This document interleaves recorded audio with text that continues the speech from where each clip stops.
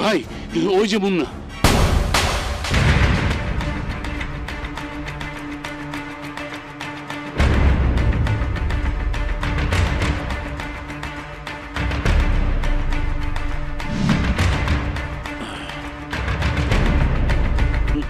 আমি জানতাম এই শহরে থাকতে হলে একদিন তুই আমার কাছে ক্ষমা চাইতে আসবি। যা, ক্ষমা করে দিলাম। আরো একটা জিনিস তোকে দিতে হবে। মানে? বলছি, তোর ভগ্নিপতি ফরিদকে এখন তুই আমার হাতে তুলে দিবি। ওকে আমি পুলিশ কাস্টডিতে নিয়ে যাব। আমার বাড়িতে ঢুকে আমার ভগ্নিপতিকে তুই পুলিশ কাস্টডিতে নিয়ে যাবি? তোর এতই ক্ষমতা? ক্ষমতার কিছুই এখনো দেখিসনি। সেদিন রাস্তায় তোর লোকদের যা দেখিয়েছি সেটা আমার ক্ষমতার 1%।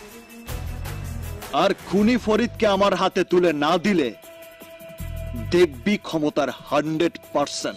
হাই ভোল্টেজ 440 মারবো এখানে, আর লাশ পড়বে 10 মাইল দূরে।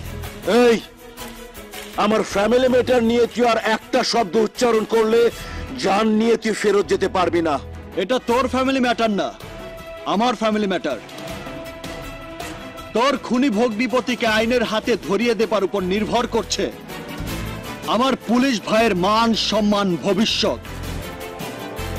ওকে এখন আমার হাতে তুলে না দিলে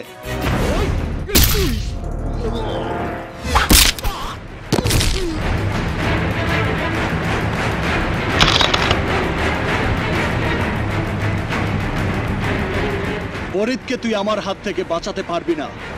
কারণ আমার ভাইকে আমি কথা দিয়েছি আগামী 72 ঘন্টার মধ্যে ওকে তুই কোর্টে হাজির করবি।